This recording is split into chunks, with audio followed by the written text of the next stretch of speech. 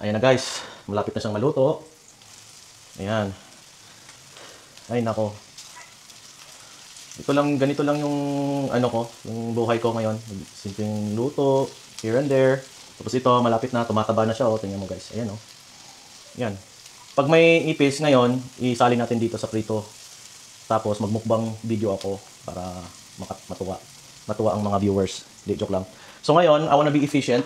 So what's gonna happen is, we're gonna use this as paglagyan ng ulam. Kasi dito natin na anuhin eh. Dali lang ha. Yan oh, isang kamay lang guys. Oh, ayan, yan ang skills ko. Hindi ko yan nakuha sa ha. Tapos ngayon, papatayin ko to. Patay na siya. Tapos itong mangyayari dyan, lilipat yan dito. So ngayon, konti na lang yung we're gonna put some canola oil. Or you know what? Mas better siguro kung dito niluto. Kasi, nandyan na siya eh. We're gonna get rid of this real quick. Yan. Yan. Huwag kang mag-alala, malinis yung side surface niyan. Kasi even if may bacteria, siguro naman hindi kasing dumi kaysa sa kubeta ko. But over 500 Fahrenheit temperature, it should kill any type of germs sa surface, kaya I'm not even worried about that. So ngayon, isisalang ko yung oil para hindi sayang. Ayan, kunti lang. Ay, nako.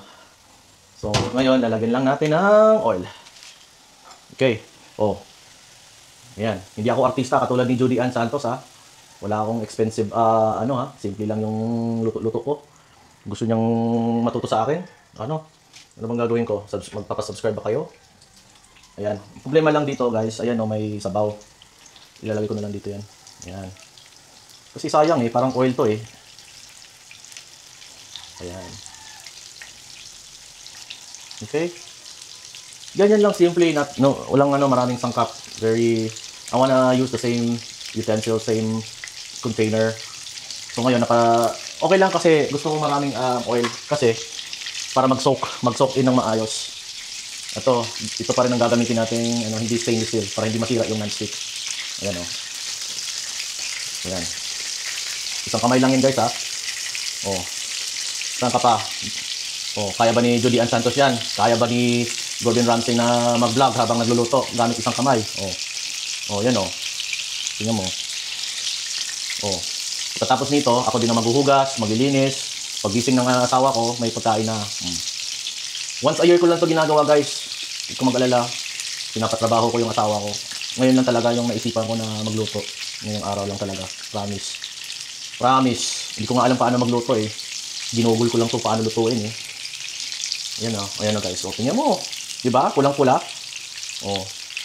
Tapos, lalagyan mo ng konting soy sauce. Ito, soy sauce. Para may konting lasa. Ayan. Ayan. Magsusok in yan. Ito tayo dito ulit. Ayan o.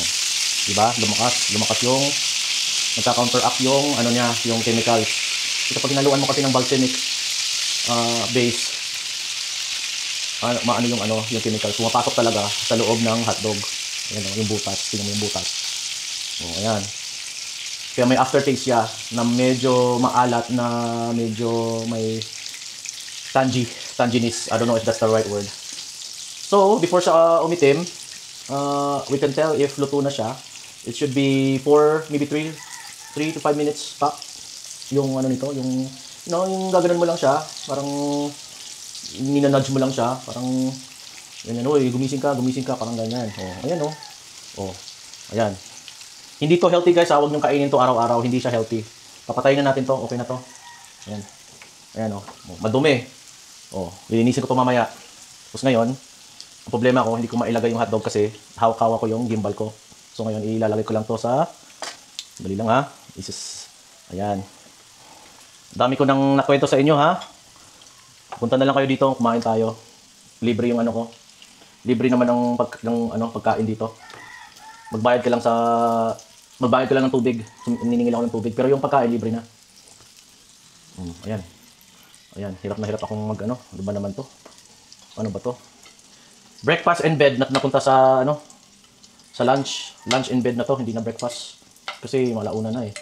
Maglalaro pa ako ng Diablo 4, Torment, naka-Torment 1 pa lang kasi wala akong magagandang equipments ngayon, kaya Torment 1 lang muna. Ay nako, ito guys, yung maitim na yan yung natira na paminta. So ngayon, ang ginagawa ko, sinisave ko siya sometimes.